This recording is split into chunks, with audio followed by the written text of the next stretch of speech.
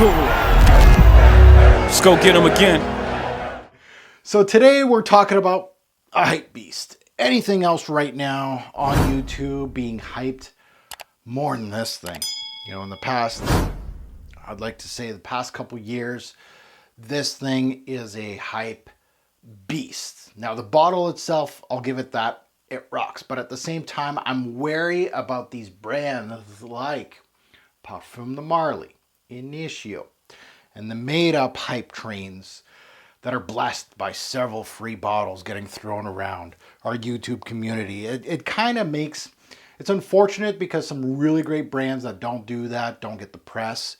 And these things, well, they get all the press on YouTube. And for you as a consumer, hopefully you're not just taking YouTubers' thoughts, but also going on base notes, Fragrantica. And the best thing that you can utilize, your own nose. This thing right here. This is going to tell you if you like it or not. Sample, sample, sample. Don't. This is expensive stuff. So this is my first sniff of Initio, the brand. And let's see if this hype is worth it. Let's go.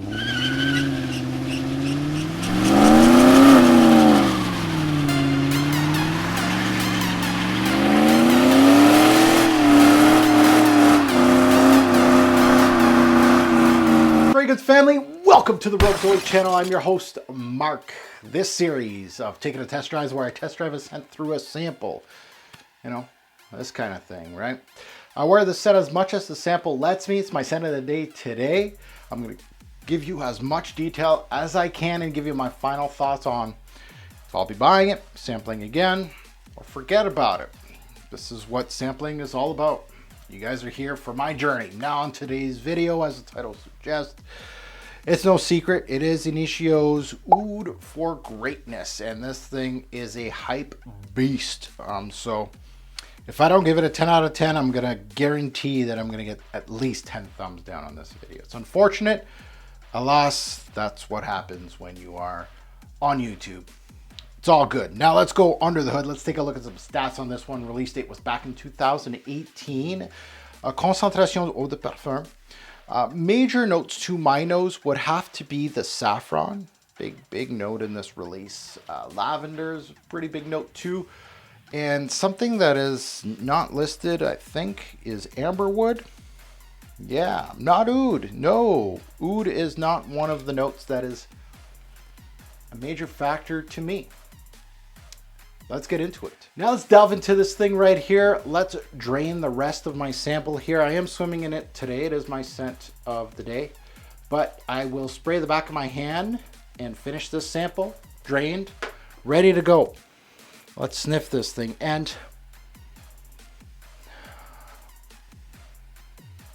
off the bat, people are talking about this thing like this is the best oud in the game. What oud? What you talking about? This is a sweet, spicy, woody concoction up top. Now people compare this to MFK's Baccarat Rouge, and those people are much closer to the people saying that this is the best oud in the game. There's a heavy dosage of saffron up top. There's some nutmeg in here to give you that spicy kick. Actually well blended. I like it. Lavender and saffron are your main players up top. It also has a wallop of amberwood here. Dare I say it, it's not in the note breakdown, but amberwood is known to be in MFK's Baccarat Rouge. This one seems built upon it. The same amberwood and saffron combo as Baccarat does. The sweetness, the woods, very uncanny in both releases. And this one, it emphasizes more on the woody aspect than Baccarat. Baccarat's really getting into that sweetness, that candied sweetness. This is going more in the woody type. And the spicy type than the sweetness and the resinous tones that Baccarat does. Amberwood is trending currently. It brings to the table an almost like a cedar-like woody quality. It's in here. That's what I'm smelling, not oud, cedar-like quality. It also brings out obviously a salty ambergris-like quality. It's dry, it's dusty. It seems here they amplified its woody character dryness and the dustiness than more than the ambre gris side of things. But I feel like this release, even though very much compared to MFK's Baccarat Rouge 540, I feel like it has some similarities to that, and utilizing mainly the saffron, but the amber wood too. And that nutmeg really amplifies that spicy quality in here. It really does feel red. Lavender is doing its thing in here too, kind of giving it that floral, almost clean aspect to this release. So it really helps out the woody aspect here, because the woody aspect's very dark, dry, but that lavender kind of helps it out a little bit. So the introduction, yeah, it pulls a lot from a lot of different things, but best dude in the game? Hardly. Now moving into the heart of this release, it gets woodier. It balances well the woods, the sweetness, and certainly emphasizes more on the woods than the sweetness here. Like I said in the introduction, there's a good balance of it, but I feel like it gets a lot darker in the back end of this release. Patchouli, musks come into play. They complement it really well.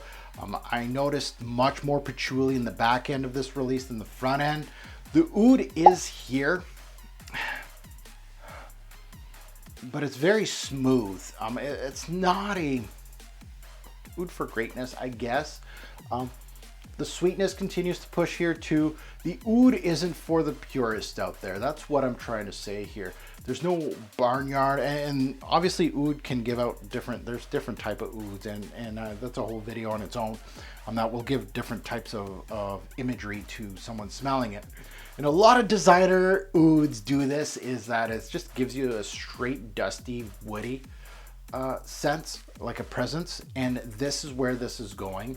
It gives you like very much a woody aspect. Overall, this one's a very dry, woody set with some sweet aspects blended well. Overall, this one is in the same basket as a Baccarat Rouge 540. It's gonna get bashed for its synthetic smell for the price tag. I can see that. I'll give oud for greatness its due, that it has a certain air like Baccarat Rouge that kind of makes me want to smell my wrist more and more, and that's a good thing on a release. Calling this an excellent oud is a far cry for me. Calling it the best oud in the game is certainly laughable to me. Overhyped? Hell yeah. I'll throw it out there. Hell yeah. Overhyped. Again, just because a lot of people reviewed it because they got free bottles, it's just good marketing. That's all that is. So you gotta continue to look at who's reviewing it, what they're giving it as far as their ratings. But I feel like this one, should it be in the spotlight as number one, number two most hyped on YouTube in the past couple years? Nah, no, not even close.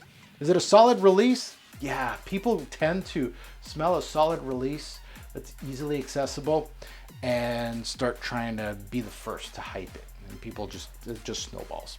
That's what YouTube's all about. Anyway, straight as an arrow, I'm telling you. Good release.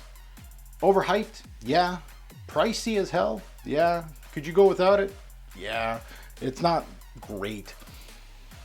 On that note, I do have a bottle in the mail coming, so you're going to see an unboxing of it. Now let's get into the Revolver. Let's talk about seasons, day, night, versatility, and performance. Seasons. This is good for the cool weather. Winter, fall, I feel is best for this. Day or night, more of a nighttime scent than a daytime. Versatility, kind of like Baccarat. I feel like sometimes when I first got it, I felt like it was only good for certain things, but I feel like the versatility kind of switched a little bit. I feel like it's kind of a versatile scent for me, and I feel like this thing right here is going to do the exact same thing, much darker, and I think it's going to work well in the fall and winter for me. Performance, longevity was good, 7 to 9 hours above our average projection.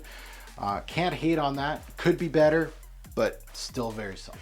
At the end of the day, this fragrance is easy to wear, reminds me of a few things, so it isn't particularly unique as a release. Honestly, I enjoyed wearing this one though, and I won't bring it up or bring it down. You know, I'm not going to overhype this thing or underhype this thing because first of all, it has enough hype, and I don't think it's that great. It's very good, but not that great. And I'm not going to bring it down just because it's not that bad of a scent. I don't have any reasons to go either way. It's a solid scent that I have purchased. You're going to see a video, but it isn't one that blows my mind, but it intrigues me in the brand of Initio, and it might be my only bottle purchase. I really did like the bottle presentation on this one, and I can't wait to just hold it in my hands and see what it looks like. But at the end of the day, this might be my only purchase from the brand. We will see. And with every test drive video, because we don't know that I got a bottle or not, I'm going to play the game. I always give a score just in case that you'll never see this fragrance on my channel again. So if I could give it a score out of 10 on my rating system, this release, and again, it's just off a little sample, I would give it a score of 8 out of 10 currently. As far as everything that I think about the purchase, the hype, how good it was, projection, longevity, all that. Again, it's just limited off a little sample, but I think an 8 out of 10 is a fairly good score for a release, and hence why I got a bottle. Now that you heard my take, I'd love to see yours in the comments below. Good, bad, and the ugly. You can agree, disagree with me, doesn't matter. I love to see different feedback on a particular release like this. As always, a great pour fragrance will make a lasting impression. Choose your oud-based fragrance wisely.